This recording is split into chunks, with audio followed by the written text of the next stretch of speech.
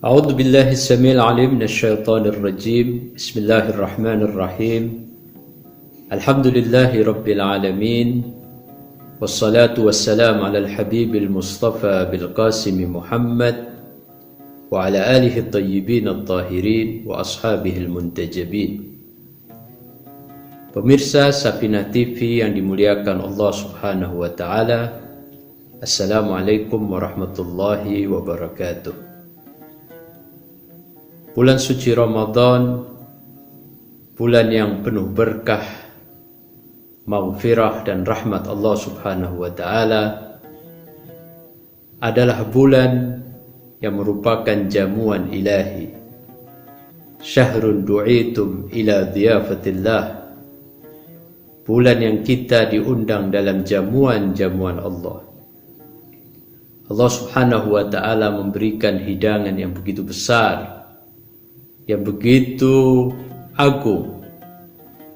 Di antara hidangan terbesar Allah Subhanahu wa Ta'ala adalah taufik Allah Subhanahu wa Ta'ala untuk kita menjalankan berbagai amal ibadah di bulan ini, terutama amal ibadah puasa. Di bulan ini Allah Subhanahu wa Ta'ala mewajibkan satu amal ibadah, yaitu as-shaum, yang merupakan amal yang di bulan-bulan lain kita tidak diwajibkan melaksanakannya.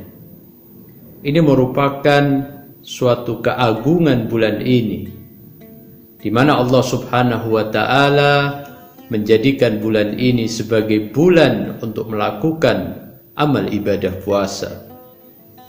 A'udzu billahi minasyaitonir rajim. Ya ayyuhalladzina amanu kutiba alaikumus siyam kama kutiba alal ladzina min qablikum la'allakum tattaqun. Apabila kita memperhatikan ayat ini, maka kita akan mendapatkan 3 tema penting dalam ayat ini. Tema pertama adalah tentang al-iman. Yang kedua adalah as-shaum, yaitu berpuasa, kewajiban berpuasa. Sedangkan yang ketiga adalah at-taqwa. Kita akan membicarakan tema-tema tersebut dan hubungan antara iman, puasa, dan ketakwaan. Kalau kita memperhatikan segenap kaum beriman, kaum muslimin, maka akan kita saksikan bahwa kaum muslimin dapat dibagi menjadi 3 kelompok. Minimal kita akan melihat adanya 3 golongan dari kaum muslimin dalam menyikapi kewajiban berpuasa di bulan Ramadan. Kelompok pertama adalah golongan yang menyambut dengan sukacita kedatangan bulan suci Ramadan. Bahkan mereka berharap untuk dapat mendapatkan anugerah Ramadan dengan mempersiapkan diri sejak bulan-bulan sebelumnya, terutama di bulan Rajab dan Sya'ban. Kelompok ini adalah kelompok yang memanfaatkan bulan suci ini waktu demi waktu, saat demi saat, untuk mendapatkan berbagai anugerah besar dari bulan ini, mendapatkan keberkahan, rahmat, dan ampunan Allah Subhanahu wa Ta'ala. Kelompok ini adalah kelompok yang siang malam memanfaatkan dengan baik dengan amal-amal ibadah qiyam di malam harinya dan berpuasa di siang harinya. Kelompok yang kedua adalah kelompok yang mereka menyambut bulan suci ini dan menyikapinya dengan sikap yang mau tidak mau mereka harus berpuasa. Karena memang di bulan ini diwajibkan, maka mereka pun berpuasa. Boleh jadi mereka senang menyambut bulan suci Ramadan, tetapi di dalam prakteknya terkadang mereka merasa berat hati untuk melaksanakan ibadah puasa. Hal ini terbukti saat mereka menjadikan waktu-waktu di bulan ini layaknya di bulan-bulan yang lain. Mereka tidak memanfaatkan benar bulan suci ini. Mereka jalani bulan suci ini dengan terlewatkan begitu saja. Sedangkan kelompok ketiga adalah kelompok yang lebih parah lagi. Tidak hanya mereka menyambut bulan suci ini, tetapi mereka bahkan mengeluhkan kedatangan bulan ini. Mereka sudah memikirkan bahwa bulan ini akan memberikan satu beban yang berat dalam dirinya, yaitu kewajiban berpuasa. Mereka berusaha mencari-cari alasan untuk terhindar dari kewajiban bulan puasa, untuk menghindari amal ini. Bahkan terkadang mereka dengan sengaja tidak melakukan amal ibadah puasa. Pertanyaannya adalah, mengapa terjadi perbedaan di antara kaum muslimin dalam menyikapi puasa? Untuk menjawab ini, kita melihat kepada faktor keimanan. Iman adalah landasan daripada amal.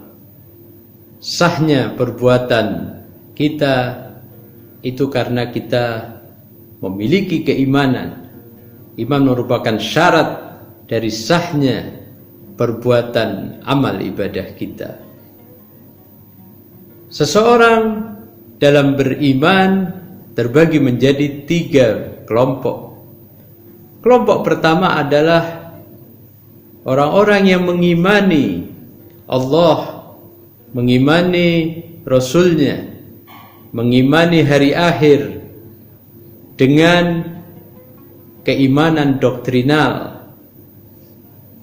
Mereka mengikuti orang tuanya karena mereka terlahir sebagai muslim misalnya, atau mengikuti gurunya, mengikuti tokoh-tokohnya, mengikuti tradisi masyarakatnya.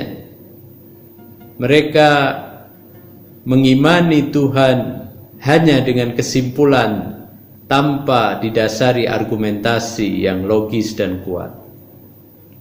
Mereka hanya memahami bahwa Tuhan mereka adalah Allah, Nabi mereka adalah Muhammad, dan setelah kehidupan ini ada kehidupan lain.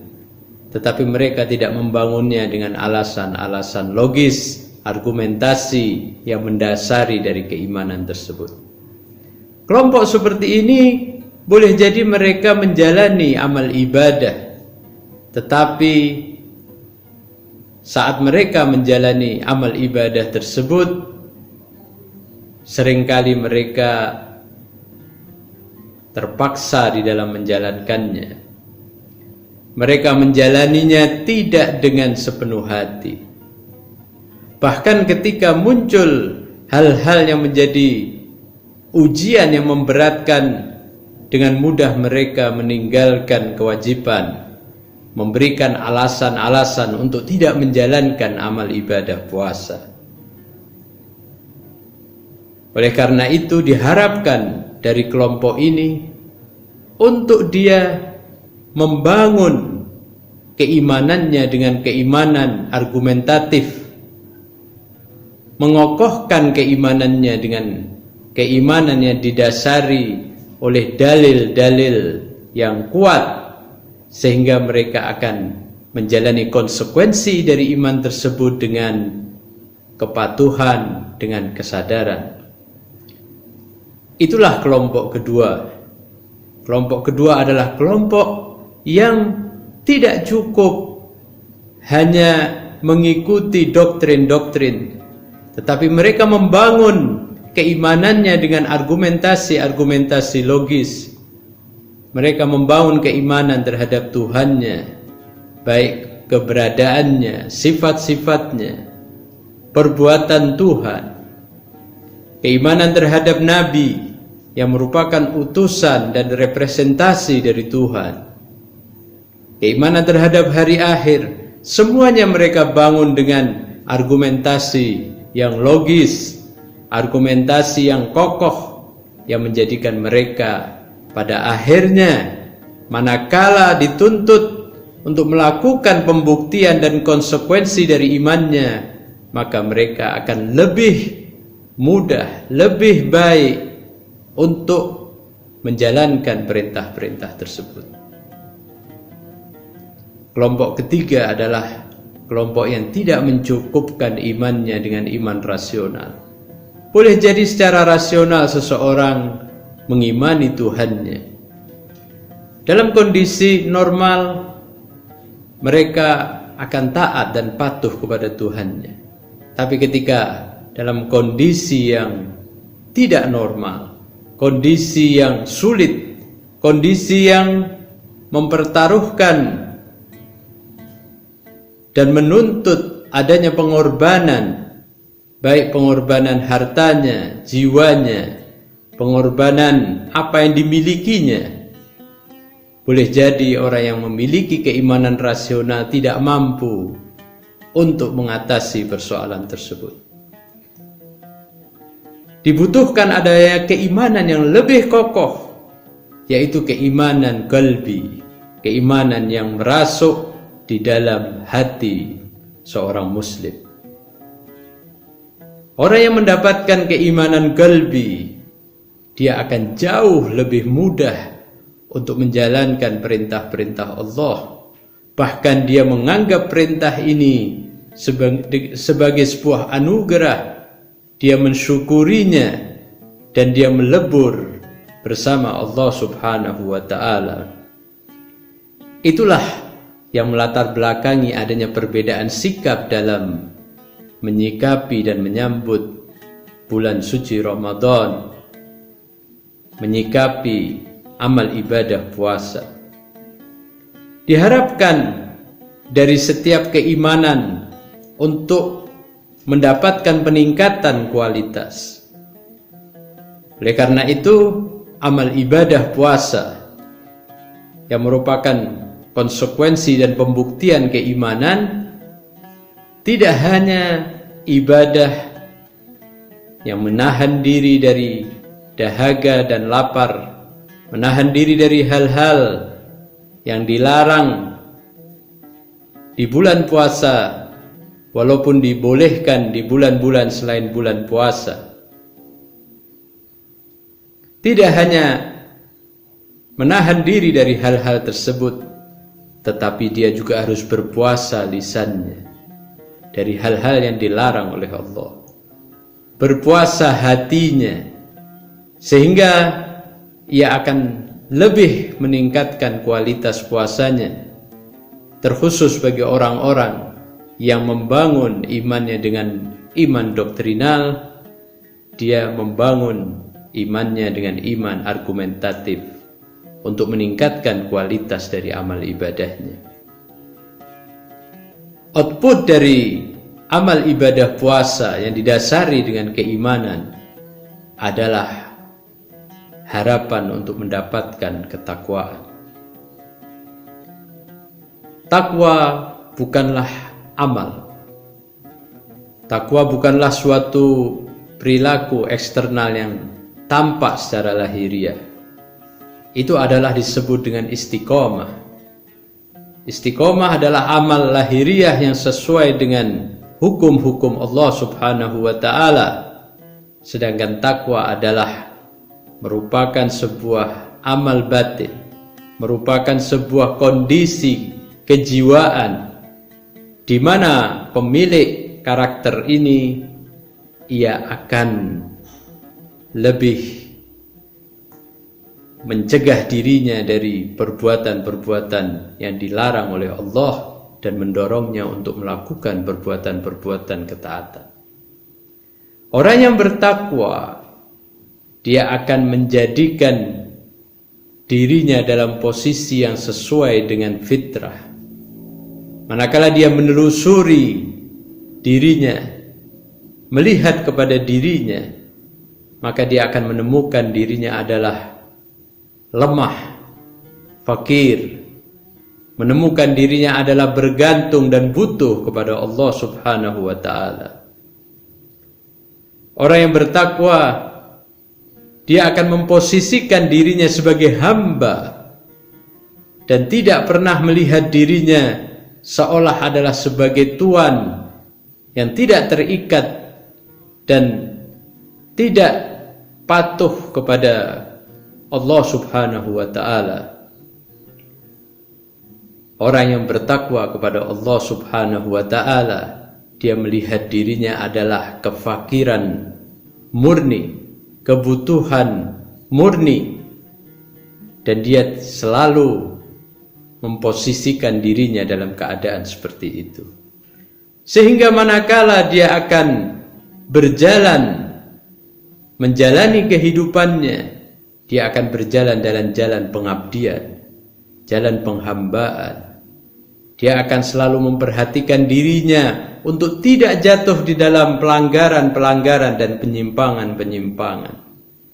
Dia akan segera kembali kepada Allah Subhanahu wa ta'ala manakala secara tidak sengaja dia melakukan sebuah kesalahan dan dosa.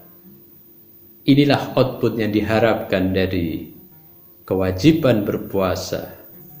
Puasa akan memberikan sebuah kebiasaan dan karakter baru dalam diri manusia yang berpuasa. Dia akan memiliki kebiasaan baik dan kebiasaan-kebiasaan buruknya akan ditinggalkan.